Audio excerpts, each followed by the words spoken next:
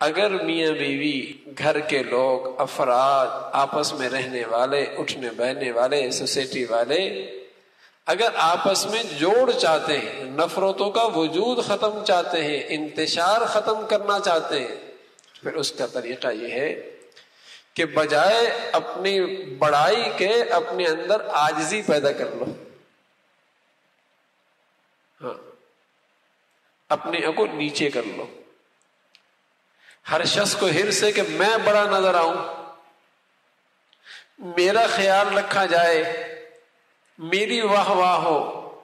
یہ بیٹا میل سے کیوں نہیں پوچھتا، بیوی سے کیوں پوچھتا ہے؟ اسے یہ فکر لگی ہے، اسے یہ فکر ہے کہ اپما کے لیے کیوں لاتا ہے، میرے لیے کیوں کچھ نہیں لے کے آتا. بھائی کو یہ خیال ہے کہ یہ گھر میں کیوں مزے کر رہا ہے، میرا کیوں خیال نہیں رکھا جاتا. ہر شخص کو اپنی حرص ہے،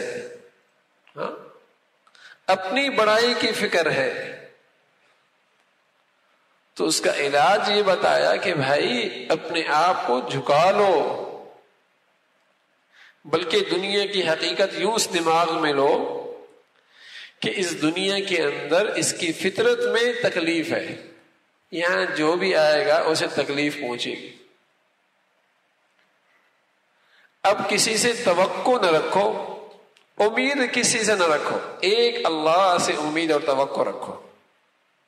اور اگر تمہیں کسی کی طرف سے تکلیف پہنچتی ہے تو یہ خیال کر لو کہ دنیا کی فطرت میں تکلیف ہے، مجھے تکلیف پہنچ گئی. لیکن اگر کہیں سے بھلائی پہنچ گئی تو اللہ کا شکر ادا کرو کہ یہاں سے بھی جہاں مجھے امید نہیں تھی یہاں بھی خیر خائی ہو رہی ہے، یہاں سے بھی بھلائی ہو رہی ہے. ارے یہاں تو توقع ہی نہیں تھی. ہوتا کیا، اتنی توقع باندھی جاتی ہے کہ ذرا اون نیچ بھی برداشت نہیں ہے. اپنے خیال میں ایک جیسے کہیں کہ فہرست تیار کی ہوتی ہے اپنے حقوق کی، کیوں آنے والی میرے گھر میں یہ بھی کرے گی، یہ بھی کرے گی، یہ ابے بھائی وہ نکرانی بن کے نہیں آ رہی، وہ بھی آخر کسی کی بیٹی ہے. ہاں، جیسے تمہاری بیٹیاں ہیں وہ بھی کسی کی بیٹی ہے، وہ نوکر بن کے تو نہیں آ رہی. لیکن توقعات اتنے کی رکھے جاتے ہیں کہ ذرا اونچ نیچ ہو اور برداشت نہیں. تو اس کی وجہ کیا ہے کہ ہر شخص کے اندر تکبر آ گیا، تواضع سے محروم ہے. فرمایا کہ جوڑ چاہتے ہو تو اپنے اندر عاجزی پیدا کرو.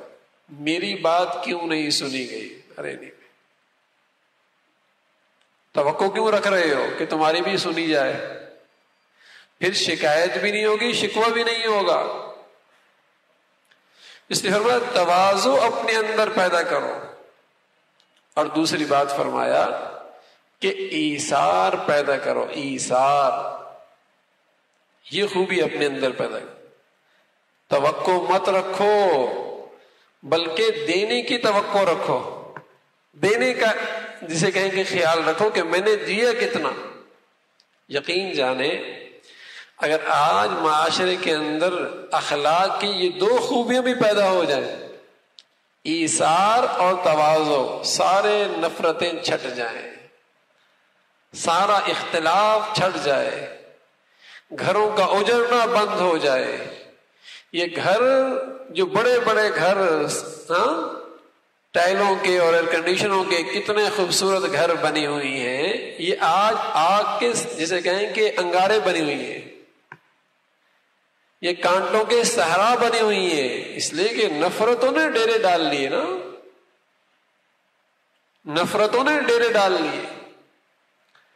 اگر ہم انہیں پھر پھولوں کا گلشن بنانا چاہیں، راحت کی جگہ بنانا چاہیں، تو راستہ یہی ہے کہ اپنے اندر یہ وصف پیدا کرو، یہ اخلاق پیدا کر لیں کہ ہم ایثار کرنے والے ہوں،